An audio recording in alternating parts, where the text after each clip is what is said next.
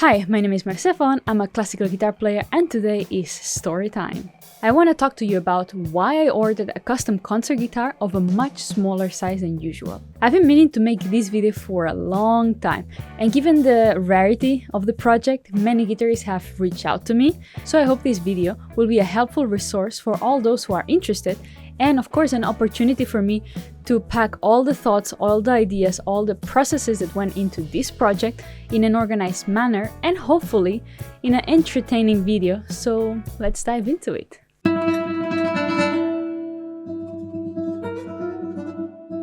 We need a little bit of context before we get started. So what are the sizes for classical guitars? Classical guitar sizes are measured in length from the nut to the bone, there at the bridge. The most common measure nowadays is 65 centimeters long. Flamenco guitars went up to 66, sometimes even 67. And nowadays, many guitar makers are starting to make guitars of 64 centimeters as a regular prototype. So now that we know a little bit of where we stand about the size chart, let me tell you a little bit about the story and what brought me into getting a much smaller guitar. It all started when I began playing more advanced repertoire with my teacher back there in Spain, Alan Garagich. I studied with him for 3 years, and I started lessons with a Picado. It was a 65 centimeters guitar.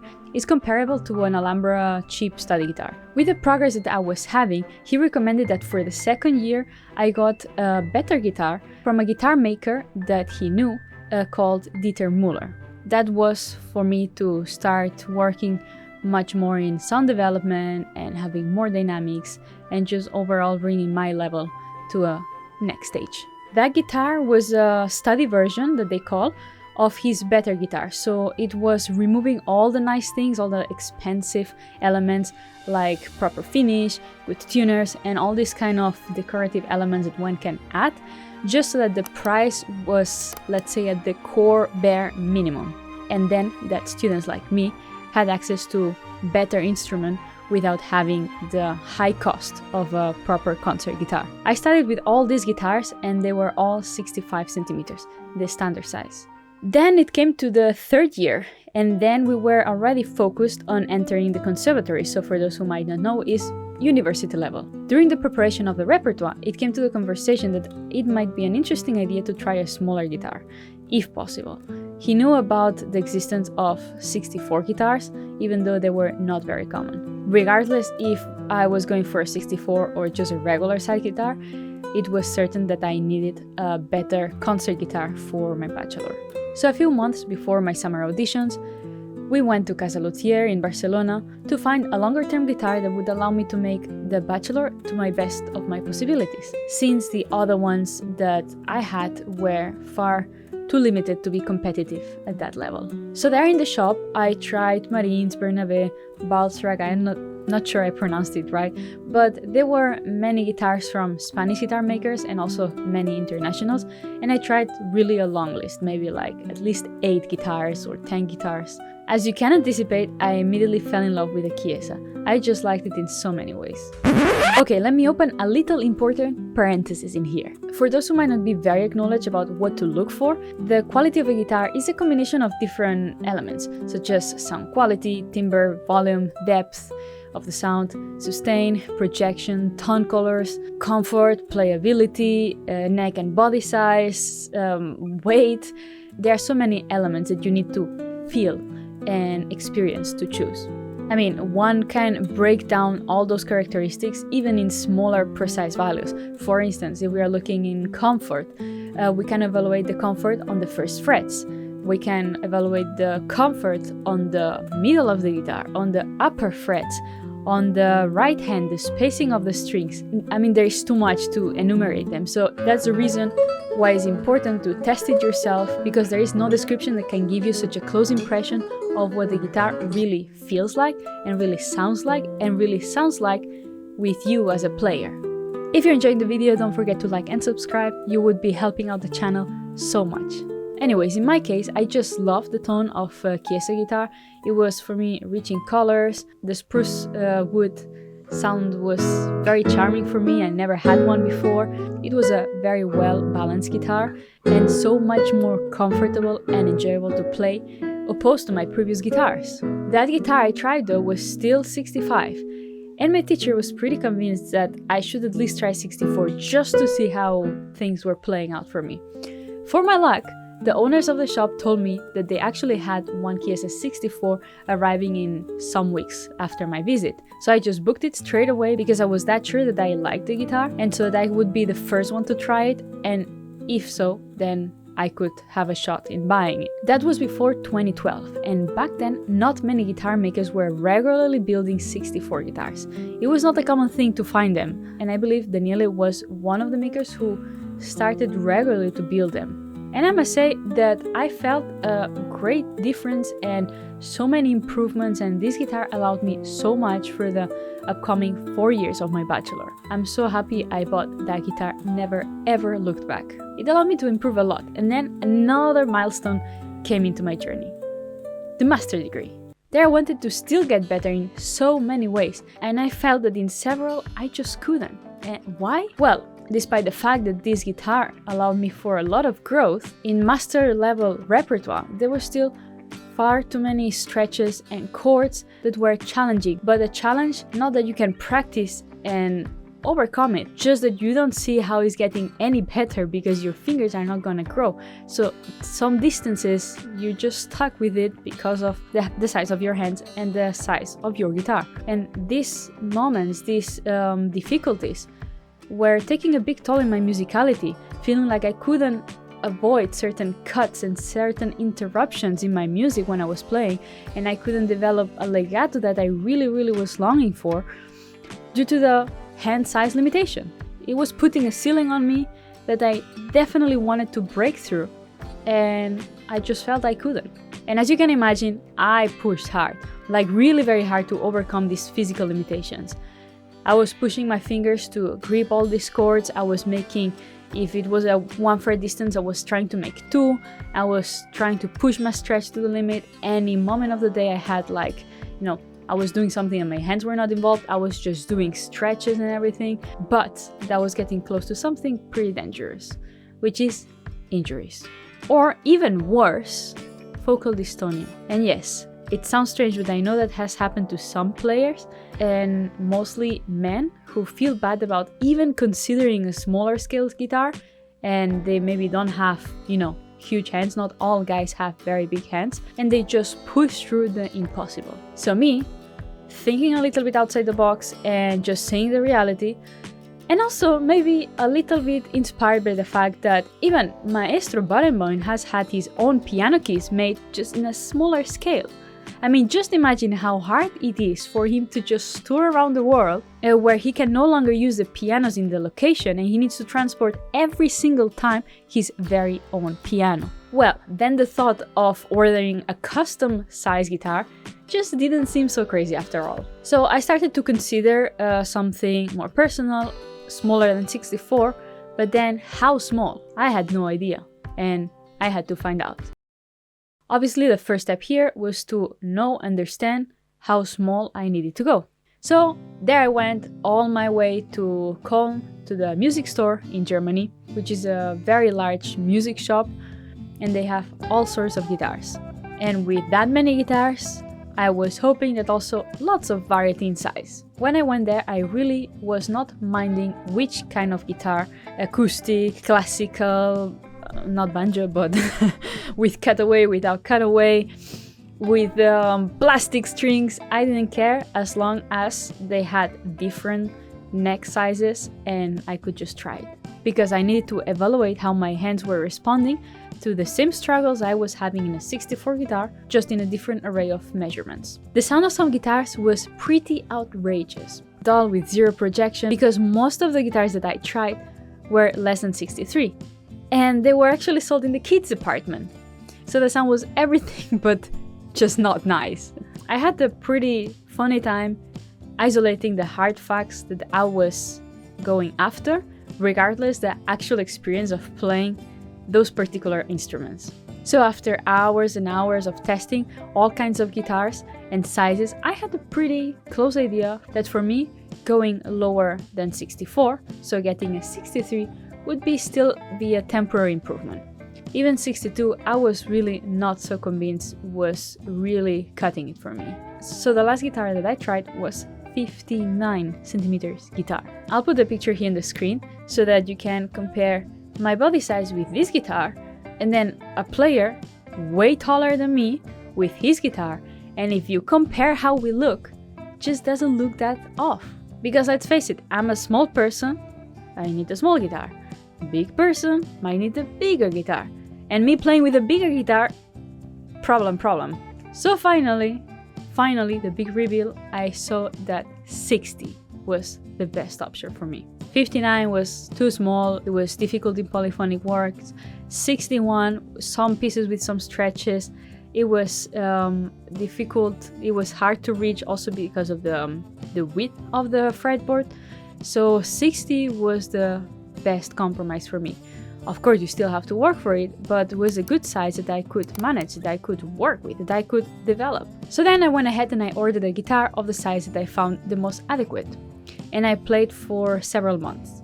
This was this beautiful Yasmin guitar. Yes, it's called Yasmin. Since there was not a 60 centimeter guitar, I bought this one that's actually 59. And oh, you cannot imagine the struggle playing with that just to really understand and measure and pros and cons to get to decide if this was really the size that I was going after. After lots of deliberation, I reached out to Daniele Chiesa. Daniele Chiesa is a renowned classical guitar maker, obviously the one who made my guitar, and that's why we are here. He was born in Bergamo, Italy, and he studied both classical and jazz guitar. He lives now in south of Spain, and it was a no-brainer for me to choose him. Since I know his guitars for so many years of playing, I've tried also, I would say, hundreds of guitars at this point in festival, and I still put his guitar on the very top of my personal list. Besides this, he has an incredible career and reputation, and his guitars are super consistent with the end result. So, to be honest, I just couldn't think of anyone better to trust blindly for such a weird project. So there I went, I sat down, I put my idea in an email, and I proposed him the project. I'm convinced he thought it was a prank, but after a few calls and some time to think about it, he accepted the challenge. Anyways, if you want to know more, check his website. I will drop the link down below. You know, given the rarity of the size that I asked, it changed everything. It changed everything in this building process. To the point that he had to adapt his own machines to be able to make some parts. And obviously, none of his templates, the ones that he uses to work his own guitars, the regular ones, none of them were useful in making this one. He had to make everything from scratch. So for that, I will be eternally thankful to him. If you're interested, you can go to read his blog. He has some entries while he was building the guitar. So after some time for him being busy with the idea, he informed me that he was going to make not one guitar, but two. Like this, he could adjust some of the parameters according to what he sees that the first one is becoming. And I wasn't really sure if that had to make me feel better or worse, to be honest. I was thinking like, will it really sound like this Yasmin? Like, oh my god, what have I done? So about a year later, the guitars were ready, and we decided to meet up in a festival because I was there in Spain and logistically just was the easiest. So he drove there and he showed me the guitars, and oh my god, all the fears I had were kicked out the window in like 1 second. They totally felt nothing close to this Yasmin. Thankfully and obviously, and they just felt and sounded so amazing. Like my heart was racing and my fingers just wanted to play the whole day. It was, I don't know, such a long wait, and I was always waking up like, is it gonna be so bad? Oh my god, maybe he will just not manage to make anything good because that's just an impossible challenge. And it was so nice. And you know, given that the spruce tops need a little bit of playing to start to sound a little bit better, they need to vibrate the woods. So he allowed me to take them both back to the Netherlands and have them for about a month or a little bit more to really choose which one I would keep. Interestingly enough, my guitar was immediately more responsive, more like the Chiesa I got from Casa Luthier. Like you feel it needs development because it's a spruce, but the guitar is ready to work. As soon as you start playing it, something starts moving. The other one, on the other hand, I felt it had maybe better bass, which that always called my attention because it has a very beautiful low register, but it was very difficult, very hard to get through the mids and the highs. This is something that will make sense in part 2 of this video and might reveal why I felt that way and why the guitar was sounding like this. So after a month of playing and pushing them, I saw clearly that I had to keep this one. It would just project better, it was more open already, and altogether was very, very solid. The other one, this, it was more like a raw diamond. I was honestly not sure if it was ever going to wake up. I thought maybe something due to the size that is not responding. I seem to have made very little difference on the way this guitar was responding. And believe me, I know how to wake up spruce guitars, and this one was a very stubborn one. So, end of the story, I shipped the sister back to Daniele, and she stayed in the workshop dreaming about her music, while this one got to work really hard, day in and day out during my master's studies, and obviously what came after. After all this story, if you are considering getting a smaller scale guitar, here are some pros and cons that I would recommend you to consider. The pros can be very big and very relevant, like for instance, complete customization of the neck and body to the dimensions that fit you perfectly, like not another guitar will fit you that well.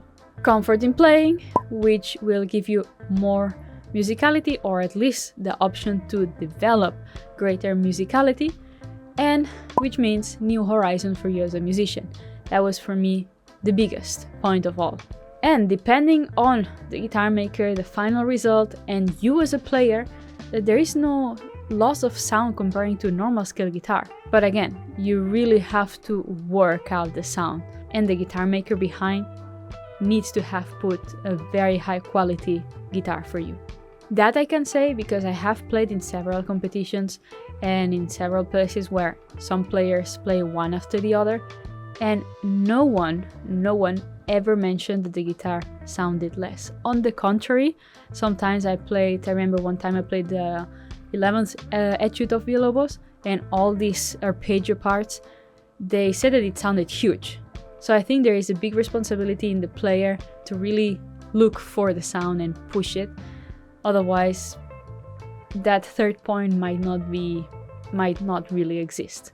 There are yet also many negative for you to consider. If you get a smaller size guitar, you will always need to travel with your guitar. You can no longer borrow in location, like is something that people do very often nowadays for ease of travel. So you're stuck with always booking double flight tickets and needing to move your guitar around. Secondly, it also takes time to research and understand the details of what you want, how you want it, and why you want it, because you will need to stick with the result. That goes linked with the third. There is not a lot of demand of smaller guitars, so it will be difficult for you to sell it if you ever need or want to sell it. And a more personalized instrument, it's always harder to sell.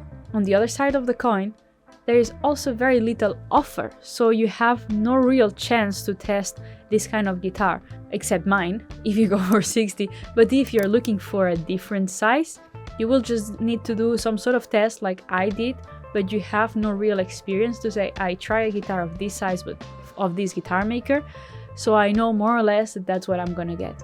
It's more of a blind and risky choice. And lastly, don't forget that you might still encounter some prejudices given the tradition of playing always with a size 65. In the next video, we will enter in details about all the measurements, the woods, the similarities, the difference, and the details of what I requested to Daniele.